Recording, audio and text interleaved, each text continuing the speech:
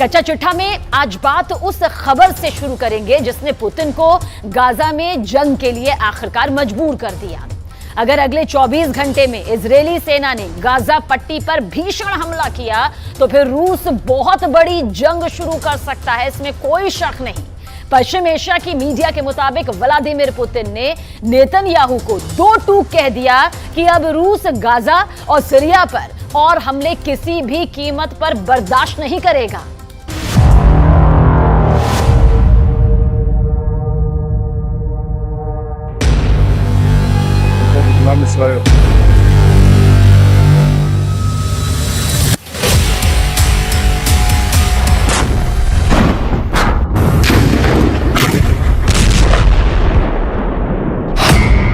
बंद करो गाजा में कदम, पुतिन की जंगी धमकी।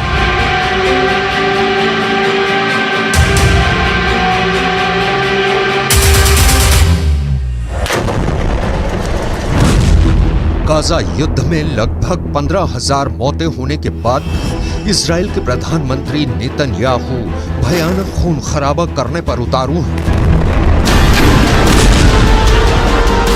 हालात ये हो गए हैं कि पिछले 12 घंटे के अंदर इजरायली सेना ने उत्तरी गाजा में कई जगहों पर सीज फायर को तोड़ते हुए हमास के ठिकानों पर मिसाइलों और ड्रोन से सीधा हमला किया है।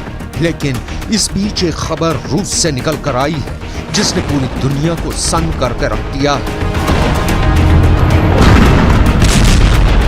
71 साल के रूसी राष्ट्रपति व्लादिमीर पुतिन ने साफ चेतावनी दी है कि अगर गाजा में खूनी गदर नहीं रुका तो फिर गाजा से लेकर सीरिया तक इजरायली सेना पर भयंकर हमले शुरू हो जाएंगे। नेतन्याहू को चेतावनी देते हुए पुतिन ने जो कहा है उसने अमेरिका समेत तमाम पश्चिमी देशों को गहरे संकट में डाल दिया है। जरा देखिए पुतिन ने ऐसा क्या कह दिया है कि अब गाजा युद्ध इजरायली सेना के लिए गले की हड्डी बनता जा रहा है।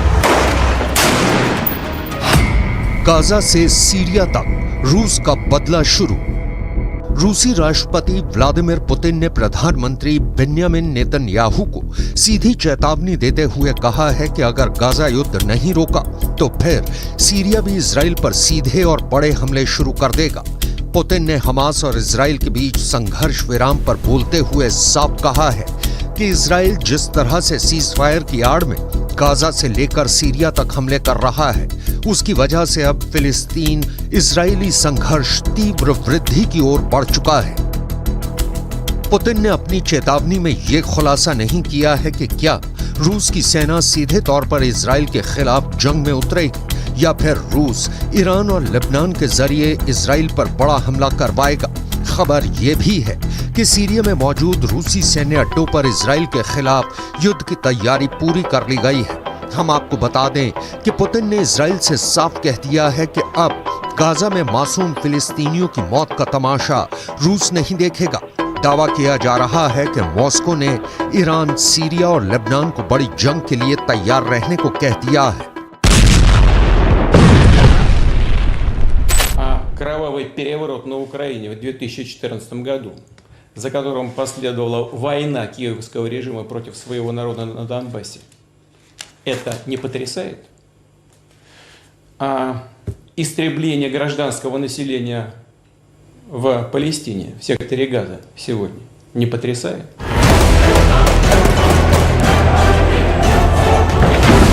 अब आप ये भी जान लीजिए कि जब से हमास और इजराइल के बीच सीज फायर हुआ है तब से उत्तरी गाजा, दक्षिणी गाजा और वेस्ट बैंक में ऐसा क्या हुआ है कि फिलिस्तीनियों और हमास के लड़ाकों को बचाने के लिए पुतिन को सीधे जंग के मैदान में उतरना पड़ा है।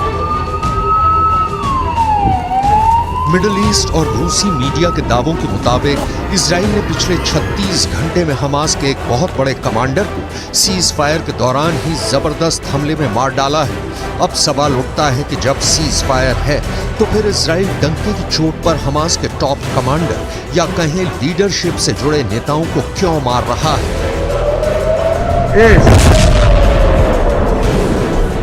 डिफेंस एक्सपर्ट्स के मुताबिक इजरायली सेना की खुफिया एजेंसी मोसाद और शिन बेत के पास हमास के सभी टॉप कमांडर्स की पूरी लिस्ट है जो हमास के हमलों को कंट्रोल करते हैं। यही वजह है कि जैसे ही सीज फायर हुआ, हमास के टॉप कमांडर आगे के हमलों को लेकर मूवमेंट करने लगे, जिसकी भनक मोसाद और शिन बेत को लग गई।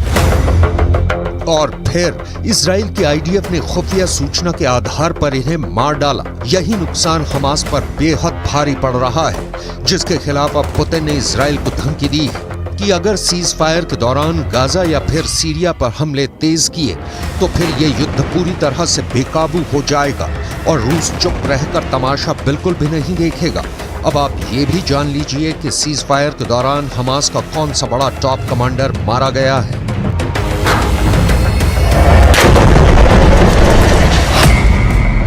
हमास के 2 टॉप कमांडर्स को इजरायली सेना ने इस तरह से मारा है कि यही नहीं पता चल पाया कि उन्हें सीज फायर के दौरान मारा गया या फिर पहले मारा गया।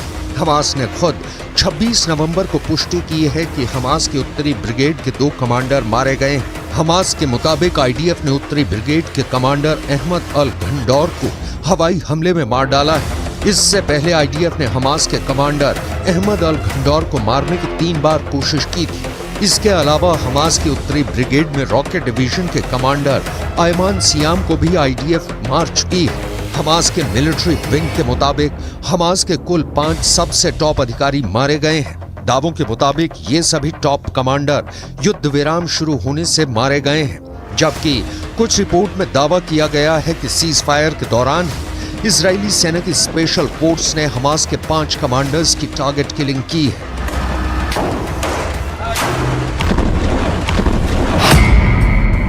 सीज फायर तोड़ा तो तोड़ देंगे इजराइल। हमास के 70 से ज्यादा कमांडर्स मारे जा चुके हैं, जिनमें से 15 बेहद माहिर और दिग्गज कमांडर्स थे। लेकिन जिस तरह से सीज फायर की आड़ में इजरायली सेना ने गाजा में गदर मचाया है, उसे लेकर पुतिन बेहद एक्टिव है। ईरान के राष्ट्रपति रईसी से पुतिन की नजदीकियों ने इजराइल के खिलाफ नई मुसीबत खड़ी कर दी है, तो वहीं सीरिया के प्रमुख असद से पुतिन की पुरानी और गहरी दोस्ती ने इजराइल को गाजा से लेकर सीरिया तक मुसीबत में डाल दिया है। सीरियाई राज्य समाचार एजेंसी के दावों के मुताबिक पिछले 18 घंटे में दक्षिण पश्चिम सीरिया में इजरायली हवाई हमलों में सीरिया के सैन्य ठिकानों को भारी नुकसान हुआ है। दावों के मुताबिक सीरिया में हुई इजरायली हमले में उसके 8 सैनिक मारे गए हैं, जबकि 7 घायल हुए हैं। सीरिया में इजराइल का हवाई हमला सीरिया के दक्षिण पश्चिमी शहर दारा के पास सैन्य ठिकानों पर हुआ है, जिसे लेकर पुतिन बुरी तरह से बौखला गए हैं। इसलिए उन्होंने इजराइल को सीधी धमकी दी है कि अगर गाजा और सीरिया में इजरायली हमले इसी तरह से दोबारा हुए तो जंग बहुत भयानक हो जाएगी। אני מבקר פה עכשיו ביחידה של אמ"ן, היא עושה עבודת קודש, חושפת הרבה מאוד, ומה שאנחנו רואים זה דבר מדהים. אנחנו רואים בעצם שהתושבים, האזרחים בעזה למעלה, מגנים על כל הטרוריסטים למטה. הם בנו עיר תת-קרקעית להגן על עצמם, והם מקריבים את האזרחים למעלה. זה בדיוק הפוך מצבא הגנה לישראל. צבא הגנה לישראל זה חיילים שמגנים על אזרחים, פה זה אזרחים שמגנים על... इधर हमास के द्वारा बंधकों की रिहाई के दौरान एक बड़ी हैरान करने वाली खबर सामने आ रही है। रूस को अपना सबसे वफादार दोस्त मानने वाले हमास ने रूसी बंधकों को लेकर ऐसा ऐलान कर दिया है जिसने पुतिन के कद को दुनिया भर में काफी ऊंचा कर दिया है।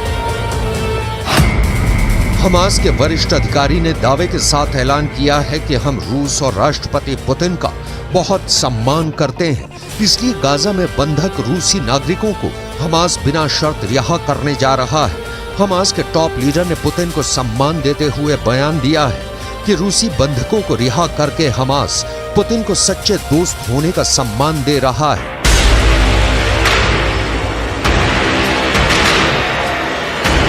इधर कतर, मिस्र और अमेरिका ने मिलकर इजराइल और हमास के बीच सीज फायर तो करा दिया, लेकिन दिक्कत यह है कि नेतन्याहू और इजराइल के कमांडरों ने साफ कह दिया है कि सीज फायर ना तो इजराइल के बदले को रोक पाएगा और ना ही इजरायली हमलों को। हम हमास का पूरी दुनिया से खात्मा कर देंगे। इधर कुछ मिडिल ईस्ट की मीडिया ने दावा करना शुरू कर दिया है कि गाजा पट्टी में 20,000 से ज्यादा लोग मारे गए हैं, जिनकी संख्या 1967 में इजराइल अरब युद्ध में मारे गए लोगों से कहीं ज्यादा है। दावा तो यहां तक किया गया है कि 1,20,000 से ज्यादा इमारतें गाजा में तबाह हो चुकी हैं। अब ऐसे हालात में दावे किए जा रहे हैं कि रूस गाजा से लेकर सीरिया तक इजरायली हमलों को काउंटर करने का मन बना चुका है, क्योंकि यूक्रेन के युद्ध में पुतिन ने अकेले दम पर नेटो और अमेरिका को थका डाला है और यूक्रेन पुतिन से जंग लगभग हार चुका है। अब ऐसे हालात में पुतिन का हौसला 7वें आसमान पर है, इसलिए वो गाजा से लेकर सीरिया तक इजरायली सेना को मटियामेट करने की तैयारी में जुट चुके हैं।